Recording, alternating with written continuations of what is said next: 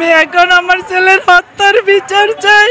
এমন একটা অসহায় মা ছিলাম, আমার ছেলের আমি কিছু করতে পারলাম না। আমার ছেলে কোটা আন্দোলনে শুক্রবার 19 জুলাই বিকালবেলা ছেলেদের সাথে যাত্রাবাড়ি কাজলা টুলবক্সের ওইখানে যায়, আন্দোলনে ছেলেদের সাথে যাইয়া ওইখানে পুলিশের গুলি খায়। আমি জানতাম না। আমার ছেলেরা ফোন দিয়া বলে আপনি কি সাইমের আম্মু? আমি বলছি হ্যাঁ। পরে আমার ছেলেরা বলে যে সাইম তো পুলিশের গুলি খাইছে, আপনি তাড়াতাড়ি আসেন। পরে আমি তাড়াতাড়ি দৌড়ে যাই।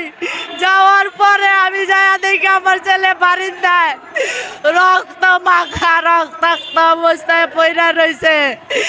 আমি চিৎকার করি যে আমার ছেলের একটু দেখেন, ডাক্তার কোথায়, আসেন দেন। কেউ আসে নাই, কেউ দেখে নাই, আমার ছেলের কেউ দেখে নাই।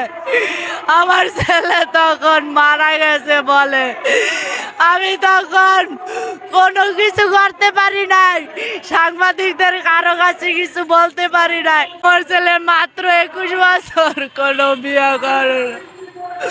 আমি চাইছিলাম আমার ছেলেরে বাইরে পাঠাই দেব, আমার এটা রইল না, খাইরা নিল।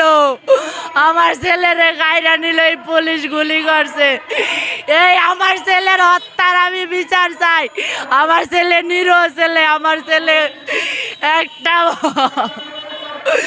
কোনো কিছু খারাপ ছিল না। আমার ছেলেটা অসহায় নিরীহ।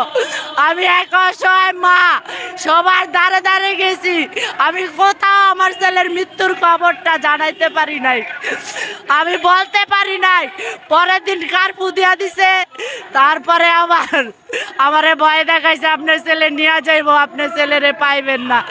এই জন্য এই ভয়ে আমি তাড়াতাড়ি নিয়ে মাটি দিয়া দিছি।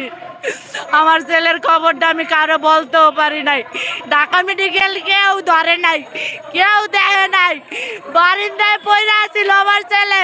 আমি আমার ছেলের নিয়ে দাপড়াইছি, এদিকে ওদিকে গেছি, কেউ আমার একটু সাহায্য করে নাই, সহযোগিতা করে নাই, আমার ছেলেটারে দেখে নাই কেউ। আমি বারিন্দায় 1 ঘন্টা 2 ঘন্টা বইয়া রই, আমার ছেলের রক্ত মাখা নিয়া আমার ছেলেরে কেউ দেখে নাই।